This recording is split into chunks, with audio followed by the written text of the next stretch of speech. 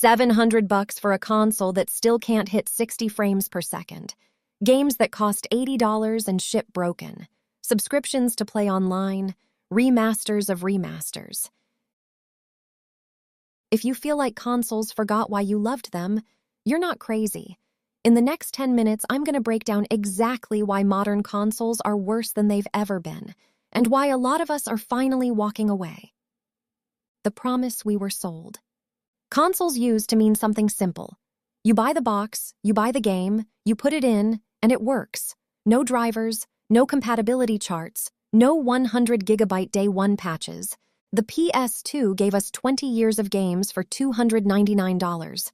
The Xbox 360 era was peak online multiplayer for $5 per month. You owned your games. Split screen was normal. Now, in 2026, the PS5 Pro is $699. Xbox is pushing all digital. Nintendo's still charging $60 for a 2017 Zelda port, and somehow, games run worse than they did 10 years ago. So what happened? Here are the 5 reasons consoles went bad. Reason number 1, the price is insulting. Let's do math.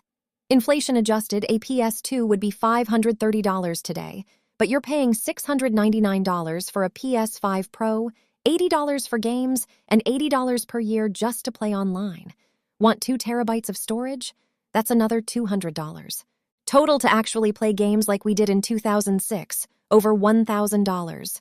Meanwhile, a $650 Steam Deck or a $900 PC will play those same $80 games for $40 on sale at higher frame rates with free online. Consoles were supposed to be the cheap option.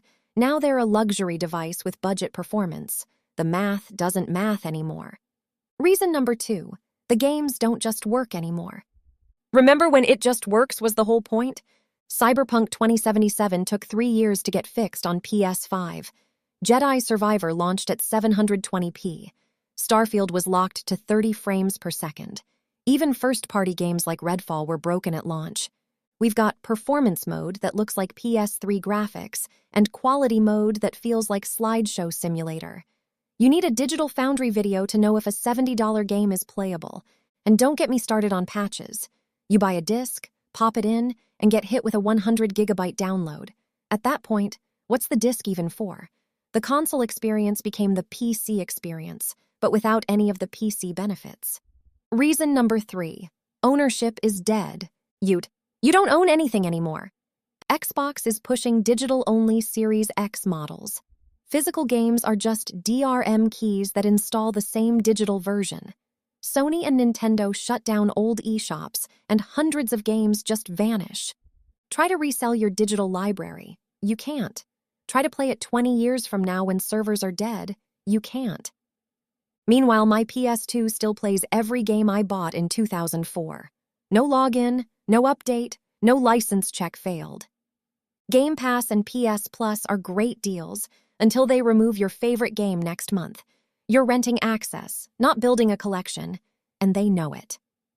Reason number 4, innovation flatlined. The PS1 gave us 3D, PS2 gave us DVDs, Wii gave us motion, Xbox 360 gave us achievements and party chat. What did the PS5 and Series X give us? Faster loading. That's it. We're on year 6 of this generation, and the biggest innovation is haptic triggers that most games don't even use.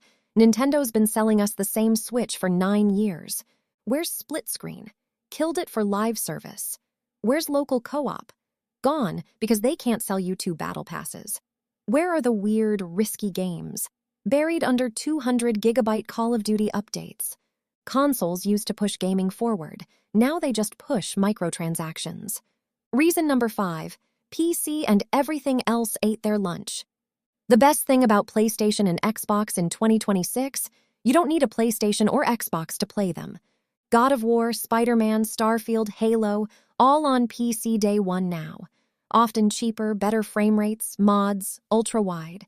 And portability? The Steam Deck plays Cyberpunk better than a Series S. Your phone streams Game Pass. The Switch 2 is cool, but a $400 ROG Ally X runs Steam, Epic, Game Pass, and emulates every Nintendo console ever.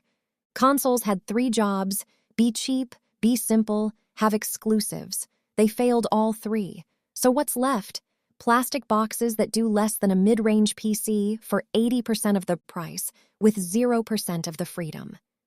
The counterpoint, are they all bad? B-roll, kids playing Switch, PS5 exclusives looking good, living room co-op. Look, I'm not saying consoles have no place. If you want plug and play, the Switch 2 is still magic for families.